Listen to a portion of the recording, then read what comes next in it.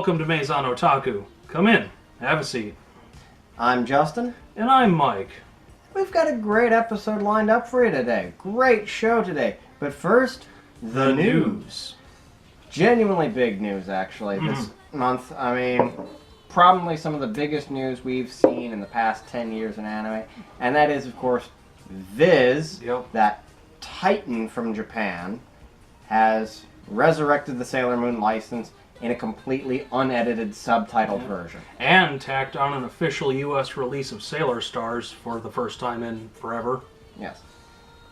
After years of license mongering by Deke and Saban, after years of you will never see this, this is one of those apocalyptic... Yeah, we didn't see this coming. Yeah. And it's exciting. It's thrilling. We're very happy about it. I've been very happy with the quality of the subtitles based on what I've seen online. Right. The availability is awesome. The lack of heavy commercials during the episodes is nice. Yeah. Man. But that's why it's great. Yep. But guys. Yeah. Guys, we have to have a talk here. Big question. Just one little question. One little question. Legend of the Galactic Heroes. Seriously. Like, you know, it's nice to give the ladies what they want. You know, we understand this. I like giving the ladies what they want. Things that are cylindrical. Things that are hairy. Things that make them walk funny.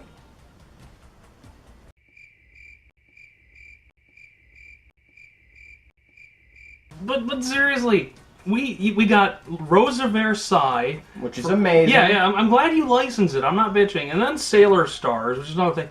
Why have you not licensed Legend of the Galactic Heroes? Anyone out there now who is watching this, who is a licensor, or knows someone who is, just bright slap them.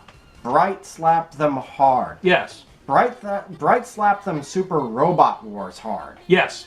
Yeah, the kind of bright slapping that fixed Shinji.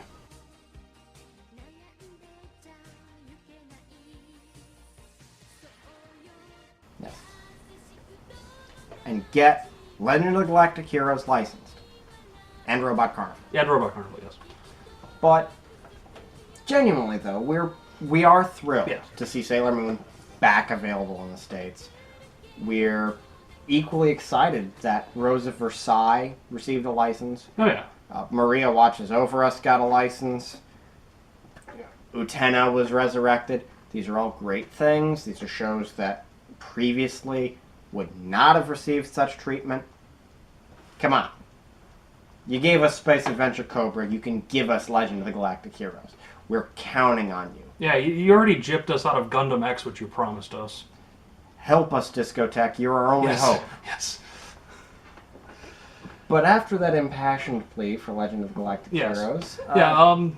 getting on to today's topic. Now, in our past couple episodes, we've been, a little touchy-feely, talking about, man tears and love stories and things of that nature. So, I think we need to inject a little testosterone into this show, don't you, Justin? I would agree this. We need a figure that is so imposing that lesser men are threatened by its very existence. Yep.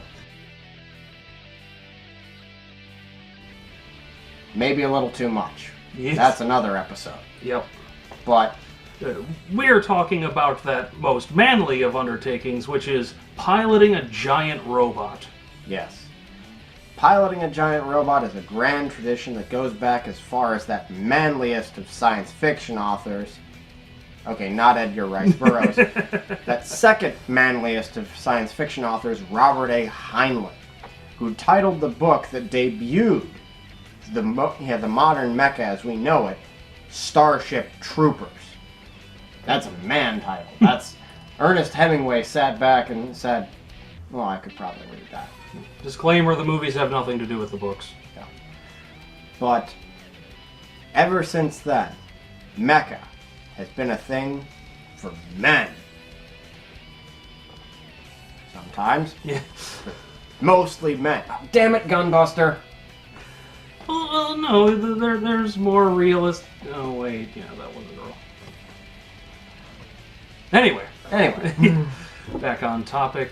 So yes, but today, because it's all well and good to watch someone pilot a giant robot, but the real thing is to get out there and do it. And since the U.S. military hasn't gotten off their cheap asses and upgraded from those crappy little K suits we have, the next best thing is playing video games. Yes. And we have some great examples for you of what games you should spend your money on to give you a chance to live that vicarious dream. Mech Pilot.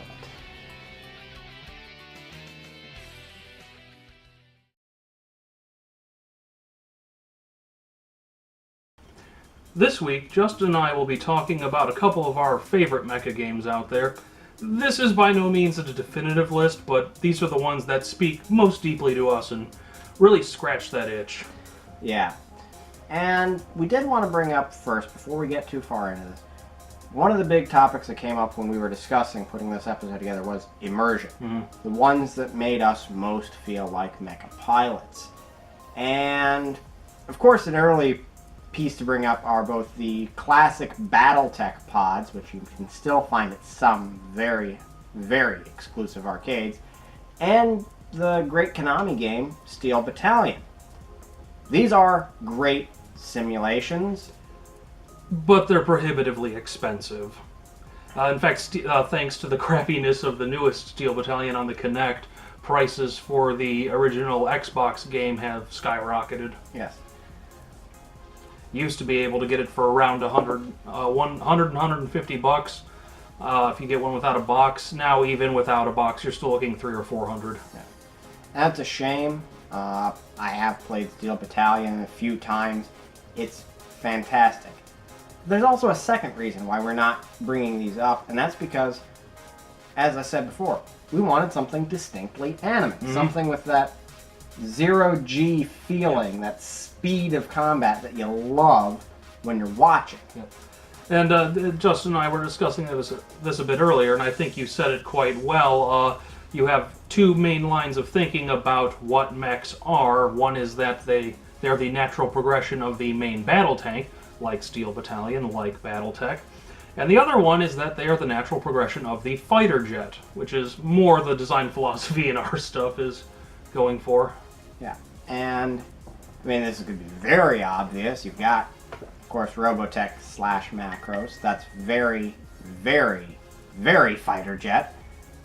But even with Gundam, even with Votoms and the Tactics, you have that fighter jet, fighter pilot mentality.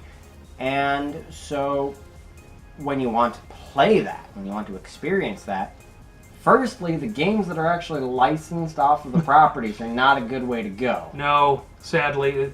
Gundam has so much potential for good games, but it's just a wasteland of shovelware. Sadly, I think the best Gundam game, in my opinion, is probably MS Saga, which, long story short, is a generic JRPG just with Gundam stuff instead of fantasy stuff. Yes. And to me, the best Gundam game has been the Dynasty Warriors Gundam game. And once again... Yeah. Great fun, good motion controls. But it's not a mech head game. Yeah, it is a step above the shovelware that is Journey to Jabro. But then again, I'm pretty certain that there are Tiger games that are a step above Journey to Jabro.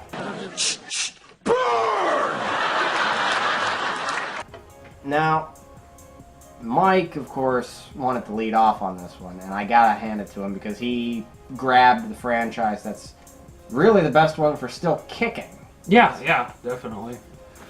The one that really, really speaks to me is Armored Core. I freaking love Armored Core, and I'm recommending the whole franchise, but I'm specifically going to be talking about Armored Core 4 Answer, because that is the one that just...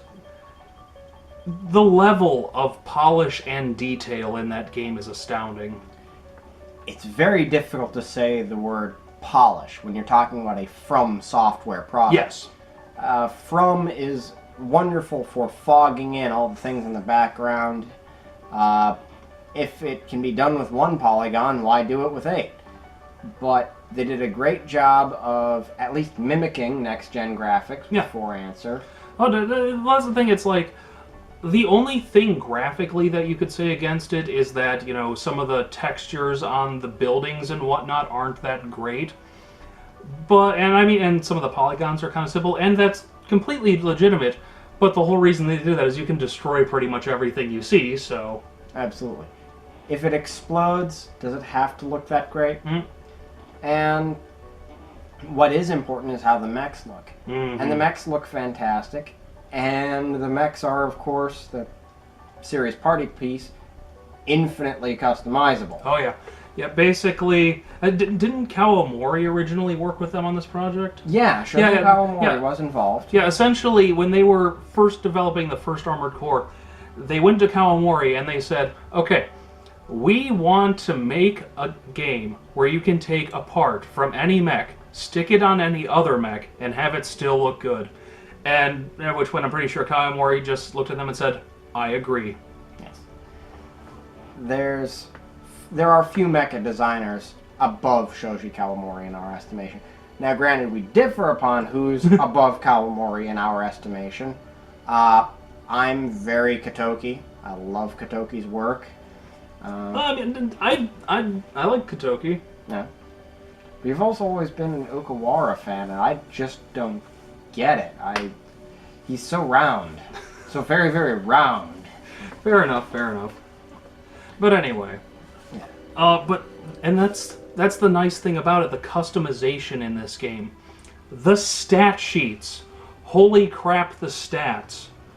If you are someone who likes just endless min-maxing, like actually gets enjoyment out of sitting there, taking and picking each part and saying, okay, I want this to go with this, to go with that, but then take all of that hard, tedious work and use it in fast-paced, reflex, necessary mecha action, it's amazing.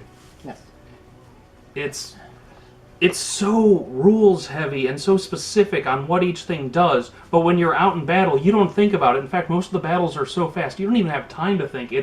You don't pilot your mech so much as you feel it. Yes. And the online multiplayer, not something you get to say very often about anything Japanese developed. Yeah. Sorry, guys, you just don't get it. Leads to, well, fantastic battles, right? Yep.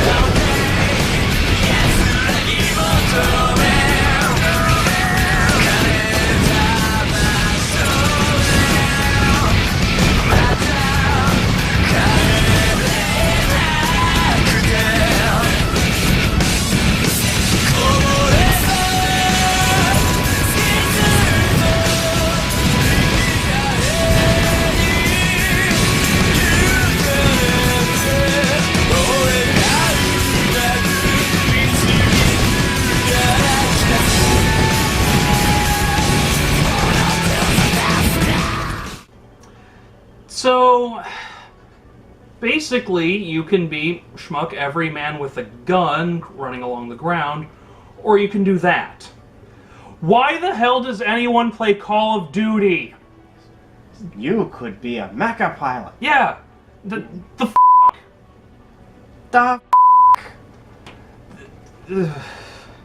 It's like, you saw that. That is some fast-paced, heart-pounding mecha action right there.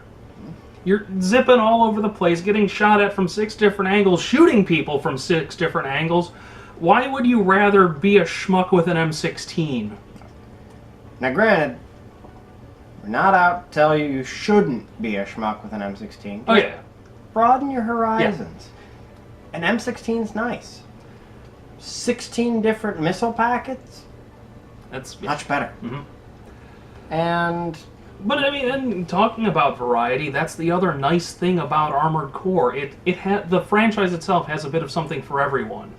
If you want super fast, zippy around combat, 4 Answer, the one I'm mainly talking about, is the one for you. If you want more crawling on the ground, nitty gritty combat, 5 and Verdict Day are great for you. If you want somewhere in between, 1 through 3 are perfect. this is a franchise that's been around since the first days of the PS1, really. And it's progressed at a very we're doing our own thing rate. Mm-hmm. So if you knew what you were doing with the first titles, you still know what you're doing. You can still kind of jump in and play like that. It's relatively inexpensive, too. Oh, yeah. 4 Answer, you can probably get frickin' off the shelves at any, any game store anyway, for, God, I think it's like $20 now. Yes. So $20, you can do that. And all paced to some really nice techno.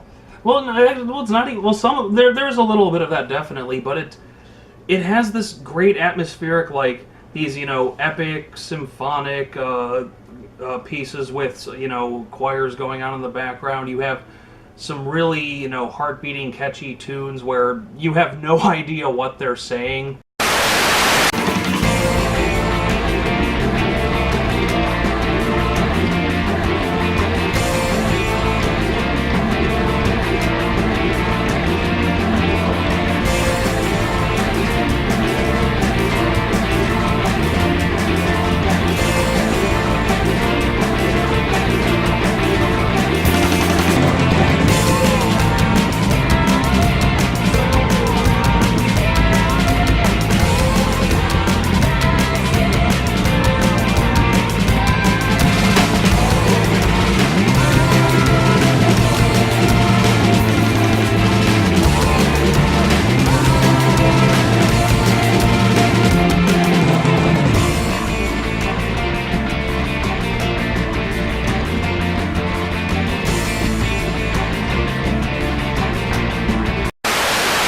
That's kind of a trademark of music from the series, but you don't care because it sounds awesome.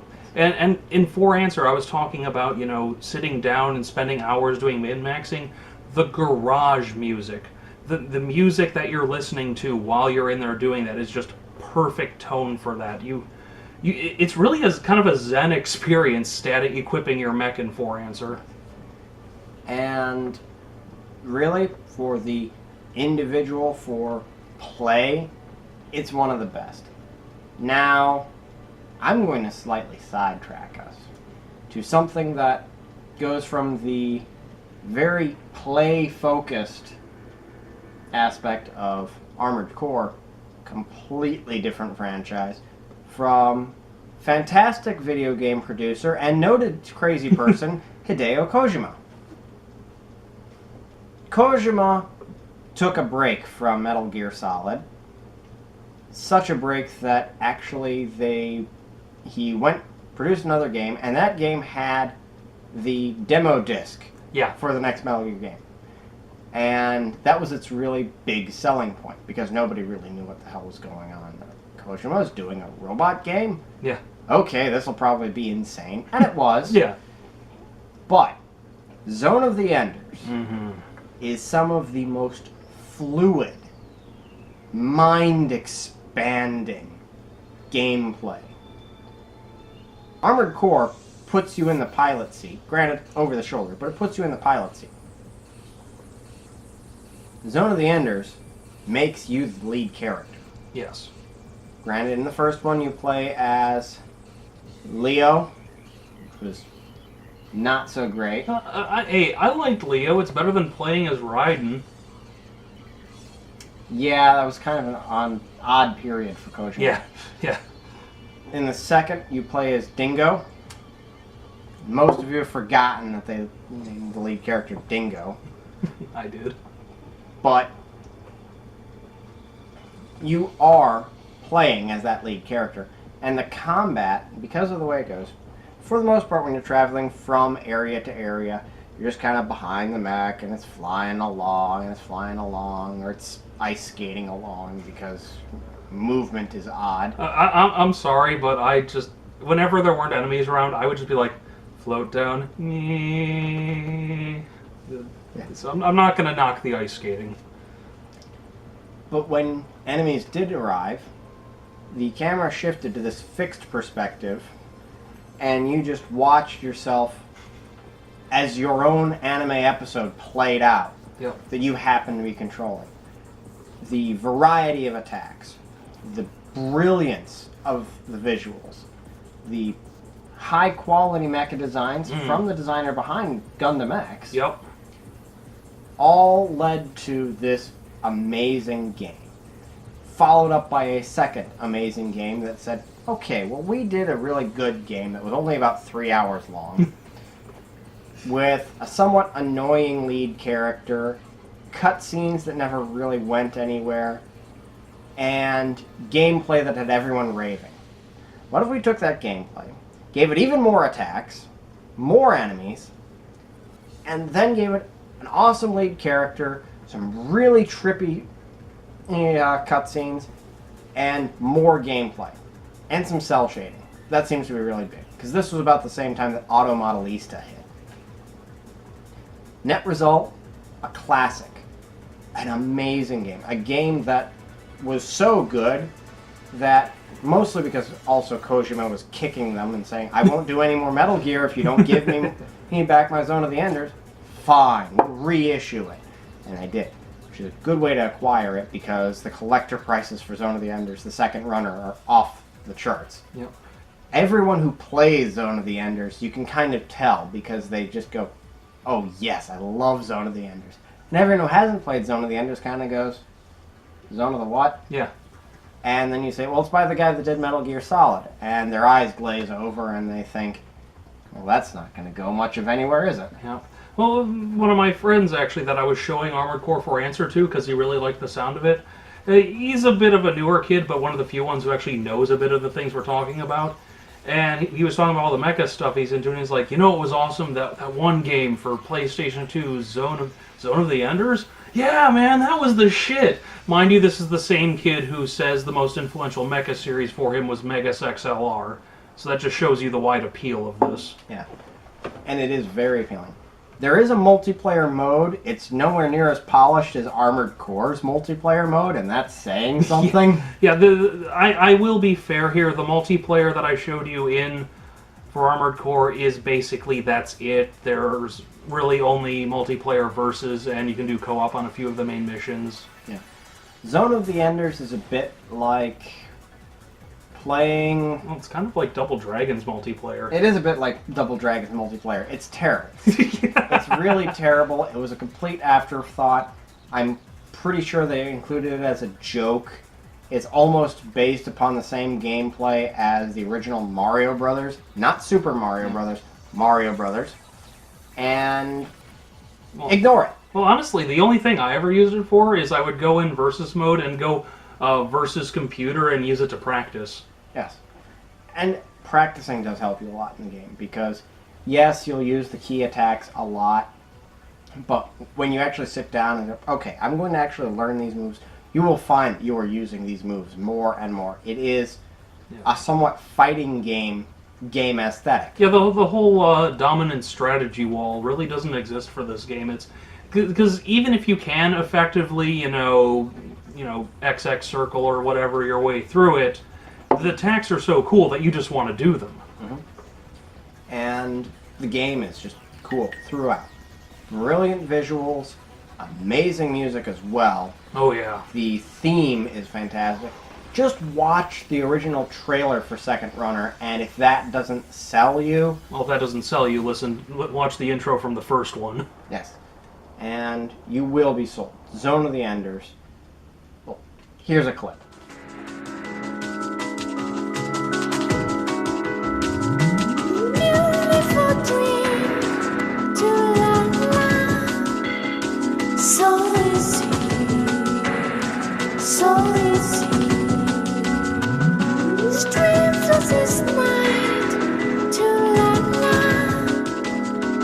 Always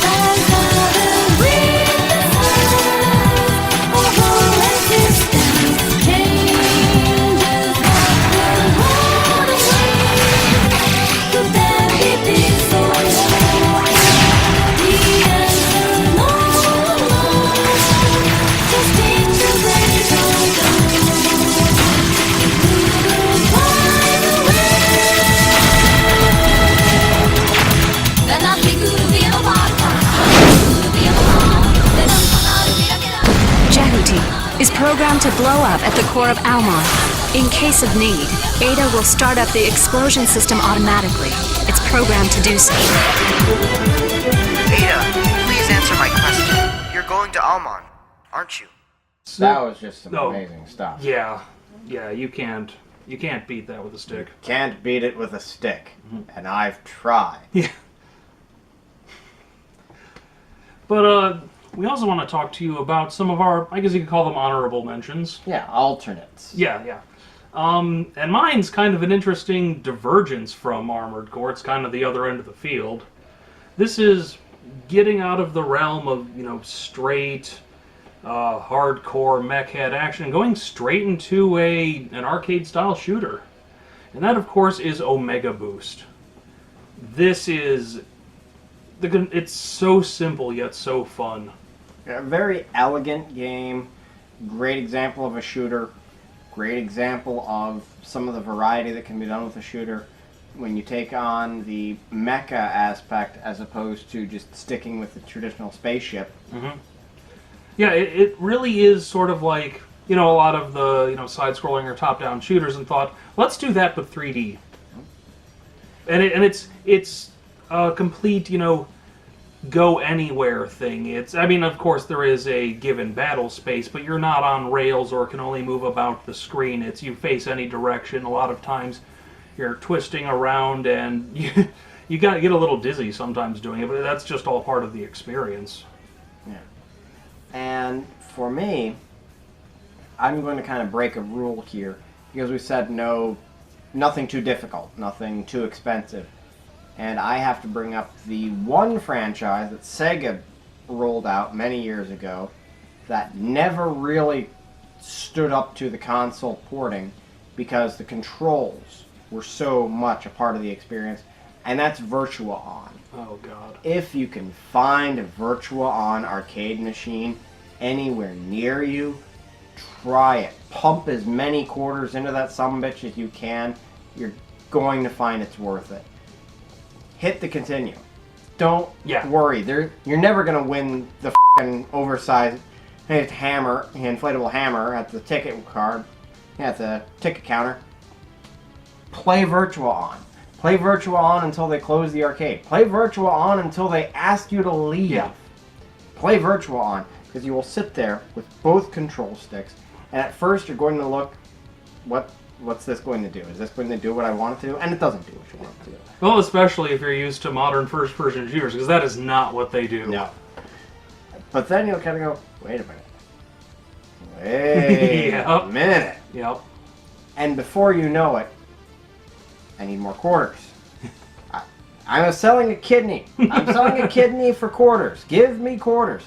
And it'll eat your quarters, and you'll be glad it's eating your quarters. And the arcade will be glad somebody's pumping quarters into this thing because it takes up a lot of space. And especially the two-player cabinet. Especially the two-player cabinet. And most people walk right by it going, What the heck's the game with the robots? Which is why even at Cedar Point, it's still only a quarter to play. Yes. And there you go. There's a good reason to go to Cedar Point. If the machine is still there, there's Virtual On. And no one's ever on it. No. I will say, though, if you're not looking to sell a kidney, the Sega Saturn did have a pretty good port of it. And they did come with a controller for it. Good luck finding it. You'll pay a bit for it. But the gamepad controls did actually translate pretty well. Unfortunately, I can't say the same for any other Virtual On games, because the console versions of those were just... I think a debacle is a good word for it. A debacle, a schmozzle. I'm sure the British have plenty of slang that we can apply. Yeah. Shite. Shite. I think the Irish shite. have that there, yeah. Now, as to why we're so on about this right now. I think a big part of it is actually partially down to Titanfall, if you really want to get into it. Here is a modern AAA, big budget, big advertising campaign game with mechs in it, with mecha in it, that aren't really the star. Yes, there's a lot of build-up and a lot of drama, and they are important. But it was so important in the game design that the mecha are something you can take down, something that the guys on foot can deal with. They're not a problem. So you don't get that I am the mecha pilot, I am the hero feel from being in the mecha, being in the Titan. Lost Planet, Capcom franchise. Very rarely did they push that, and you get to pilot robots. Well, yeah, when Lost Planet 2 came out, there were all the trailers, and because I remember I saw some gameplay footage on G4 when they had Cinematech on there, and they would show gameplay with the mech, and I forgot they were the same franchise for a second. Yeah.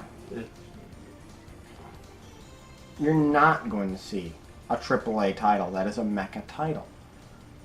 It's becoming as much a niche as survival horror, as much a niche as the classic top-down or side-scroll shooter, the turn-based RPG, and we're not going to get any support from the industry to promote this genre of game. Yep. And I guess that's why we're here. We're taking it upon ourselves to tell those of you out there who may not be aware of this, hey, there's stuff out there. There are people making games for hardcore mech heads. There are not many of them, but they're there for you. They're there for you. They've been there for you. Right up to the current generation with the latest editions of Armored Core, and stretching back well into the 16-bit era. I'm sure with enough time we could dig up some 8-bit stuff. That at least is licensed 8-bit stuff. Oh yeah, there's oh crap, I just forgot its name. It was actually a prequel to Assault Suits Vulcan, released in the U.S. as Cybernator. Yeah, have fun finding that one too, by the way. But we're here to tell you, give it a try, because the more of us that give it a try, and the more of us that stand up and say, we enjoy this is what is fun, the more chance we're going to get to experience even more chances to have this kind of fun.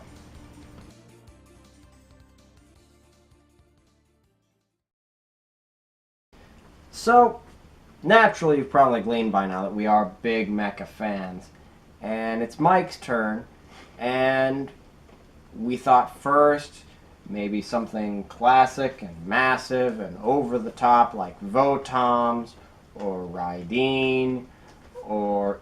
Yeah, any number of giant robot, massive explosions, lots of people dying. And then you decided... Well, yeah, I looked at it. You know what's awesome? This one mecha series. You know what's even more awesome? The incarnation of it that doesn't have mechs. Stick with him on this one, folks. I wasn't quite sold either. Yeah. So, I am talking about Full Metal Panic, specifically the Fumoffu spin-off series. Now, I want to talk about the original for a second. it had some promise, but it had a lot of problems. You see, it's kind of bipolar. It's serious mecha action 1 minute, slapstick high school comedy the next. And to be honest, most anime just don't pull that off very well. No, it's very difficult to be two things. Yeah. The only time I've seen two things pulled off really well was the second of the 3 Tenchi OAVs, which succeeds at being both genuinely good space opera and a fantastic harem comedy. Yep. So, the creator pretty much looked at this, and I think he was always kind of wanting to do a straight-up love comedy type setup. And it's funny because, I mean, I love the mecha designs in Full Metal Panic. They're great. They're actually very similar to a lot of my own designs. But it doesn't work. And these characters just work so much better in a high school love comedy setting. Now, it's funny because Fumoffu is actually a lot of things that I normally absolutely hate, and Justin can attest to this. Right. It's modern, it's 2D CGI, it's zany off-the-wall comedy, and it's a high school love comedy, like I said. Yeah. I absolutely abhor that most of the time, but this it is so well done. You will never get this man to sit through his and her circumstances and enjoy it. Oh. You might get him to sit through it just on the basis of, okay, at least I've checked it off my list, but he would rather stab himself in the eye with a fork than watch his or her circumstances or Haganai or any one of the latest crop of we are all misfits in a club at school and we do zany things, tee-hee. Well, then it's down to... Okay, now stick with me on this one. Full Metal Panic is like the Smashing Pumpkins. Now, again, stick with me.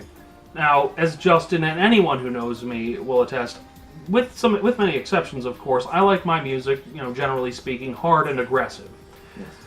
But the fact of the matter is that Billy Corrigan sounds nowhere near as good when he's trying to be hard as he does when he's being whiny. It's the same with Full Metal Panic. It's when it's trying to be hardcore mecha series, it just doesn't work. But zany off-the-wall comedy, like I said, these characters and settings just work so much better with it. Yeah. It's authenticity. Yeah. Full Metal Panic is not Gasaraki. It's not Armored Trooper Votoms. It'll never be those things. So the window dressing that made it sometimes kind of like those was just that. It's very plasticky. It's very inauthentic. Yeah, it's a bit like when Hank took Bobby and tried to train him to be a propane salesman.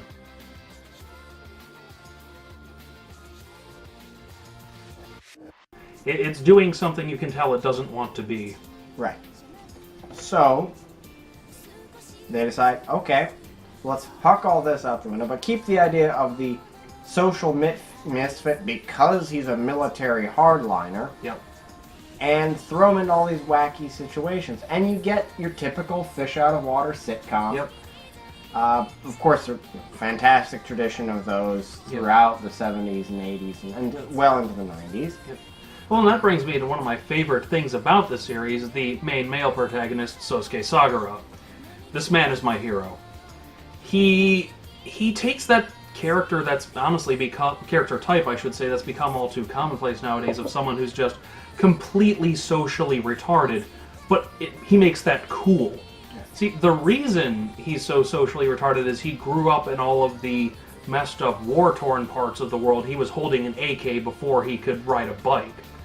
And they never go into it too much in Fumoffu. I think they talk about it in the original series, but he hooked up with some kind of UN task force. At least I believe it's delegated by the UN. But anyway, he's on a mission to protect this girl at this high school, Kaname Chidori. And so his mission is to pretend to be a normal high school, Japanese high school student. Problem, he has absolutely no idea what it means to be a normal Japanese high school student. Yes. Consider, if you will, the fantastic Bond film You Only Live Twice. Whereupon James Bond, as played at that point in time by Sean Connery, has to blend in with the locals. So they give him a wig, some really sharp eyebrows, and say, alright, James Bond, Sean Connery, this makes you Japanese. The 6'6" hairy guy with the jowls and the Scottish brogue. Totally a Japanese guy. Yeah. Never mind the fact that it's konnichiwa. Yeah. I was like, totally Japanese. Same principle. Yeah. Yeah, this is...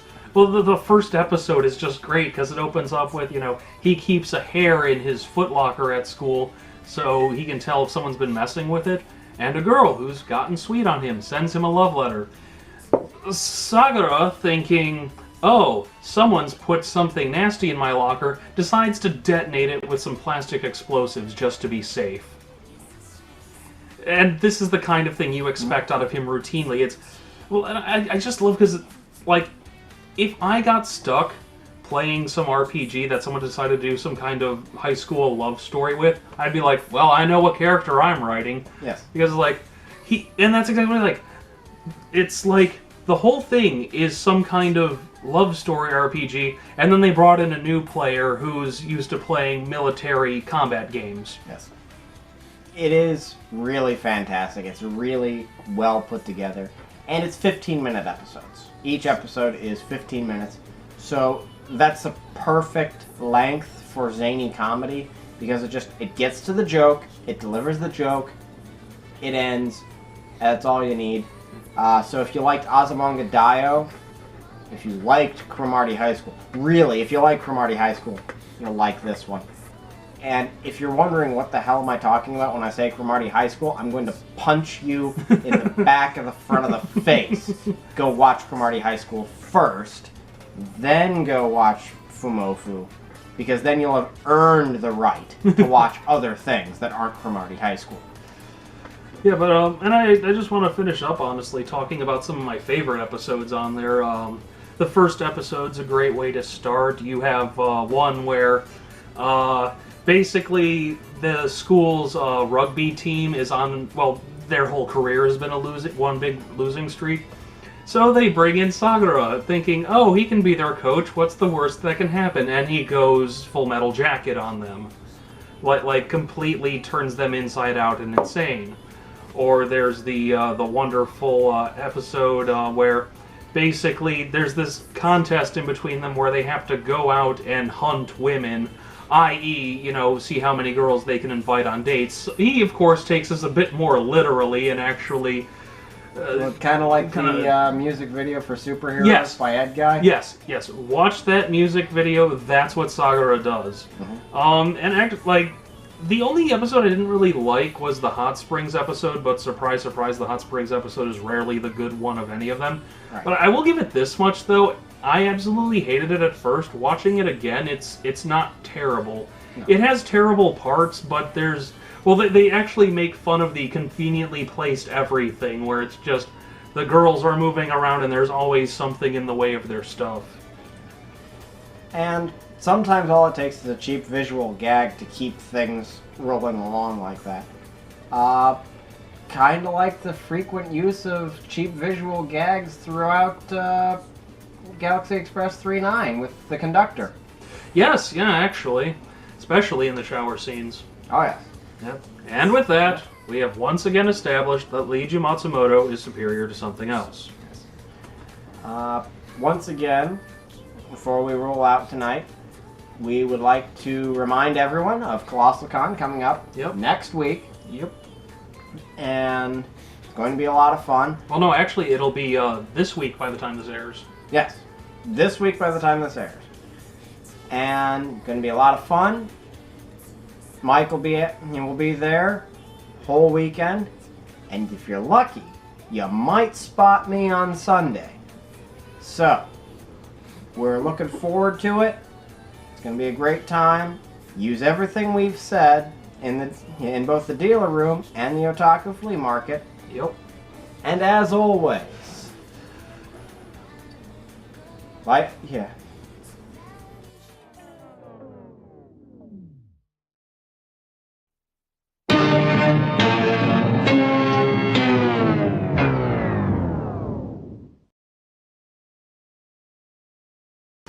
So, as always, I'm Mike. And I'm Justin, not forgetting my lines this time, saying, enjoy what you watch. And share what you enjoy.